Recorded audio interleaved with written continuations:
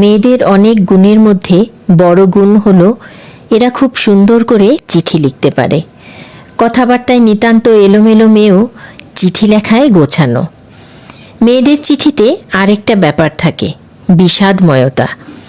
নিতান্ত আনন্দের সংবাদ দিয়ে লেখা চিঠির মধ্যেও তারা জানে কি করে সামান্য হলেও দুঃখ মিশিয়ে দেয়। কাজটা যে তারা ইচ্ছা করে করে তা না, প্রকৃতি তাদের চরিত্রে যে বিষাদময়তা দিয়ে রেখেছে তাই হয়তো চিঠিতে উঠে আসে। এই কথাগুলো বলেছেন কথা সাহিত্যিক হুমায়ুন আহমেদ। একটা সময় মেয়েরা খুব ভালো চিঠি লিখতে পারলেও তারপর কিন্তু একটা মেয়ে যখন অন্যের ঘরে যায়, ঘাড়ে দায়িত্ব এসে পড়ে, তখন কিন্তু মেয়েরা অনেক কিছুই পারে। মেয়েরা কিন্তু খুব সুন্দর সংসার আগলে ধরে রাখতে পারে, নিজের থেকেও সংসারকে বেশি ভালোবাসে। সংসারই একটা সময় মেয়েদের জন্য সব কিছুই হয়ে যায়। এই সংসারের জন্যই মেয়েরা সব কিছু ছাড়তে পারে। অনেক কথা বলে ফেললাম, যাই হোক, আমি এখানে দুপুরে রান্না করছি। দুপুরে রান্নার জন্য প্রথমেই আমি বাঁধাকপি এবং ভাত রান্না করে নিলাম। এরপর আমি এখানে মাছটা রান্না করে নিচ্ছি। মাছটা একটু কষিয়ে এর মধ্যে আমি ঝোলের জন্য পানি দিয়ে দিলাম আর কয়েক টুকরো বেগুন দিয়ে দিলাম। এই মাছটা আলু বেগুন দিয়ে খেতে ভালো লাগে। রান্নার জন্য একটা একটা করে রেডি করছি আর চুলায় বসিয়ে দিচ্ছি। একটা করে রান্না হচ্ছে, সাথে আরেকটা রান্নার জন্য আমি গুছিয়ে নিচ্ছি। এখন আমি হাঁসের মাংস রান্না করব।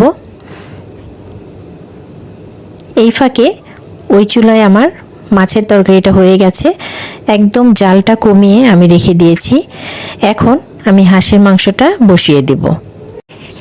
এখানে আমি গরম মশলা এবং পেঁয়াজ একটু ভেজে মাংসের জন্য সব রকমের মশলা দিয়ে দিলাম।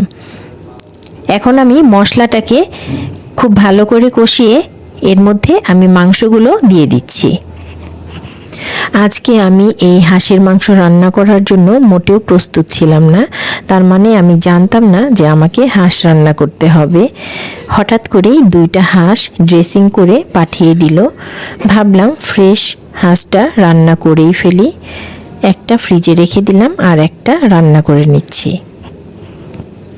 আমি হাঁসের মাংসটা নারিকেল দিয়ে রান্না করি। কোরানো নারিকেলটা দিলে খেতে বেশ ভালো লাগে। ওই যে বললাম প্রস্তুতি ছিল না, আমার কোরানো নারিকেল সব সময় ফ্রিজে থাকে। এবার নারিকেলও ঠিক এতটুকুই ছিল, এটুকুই আমি এই মাংসে দিয়ে দিলাম। মাংসটা কষাতে দিয়ে আমি এই ফাঁকে লাউ শাকটা বেছে কেটে ধুয়ে নিচ্ছি। এদিকে মাংস কষানো হতে হতে আমি আরেক চুলায় লাউ শাকটা বসিয়ে দিলাম। এখন আমি লাউ শাকটা রান্না করে নেব। শাকের জন্য এখানে আমি পেঁয়াজ, রসুন, কাঁচামরিচ একটু ভেজে নিচ্ছি। এরপর আমি সেদ্ধ করা শাকগুলো দিয়ে দিলাম। লাউ শাকটা আমার খুব ভালো লাগে। শাকটা রান্না করে নিচ্ছি। এদিকে হাঁসের মাংসে আমি ঝোলের জন্য পানি দিয়ে দিলাম। এদিকে আমার ক্ষুধা লেগে গেছে, একটা শসা কেটে আমি খেয়ে নিচ্ছি।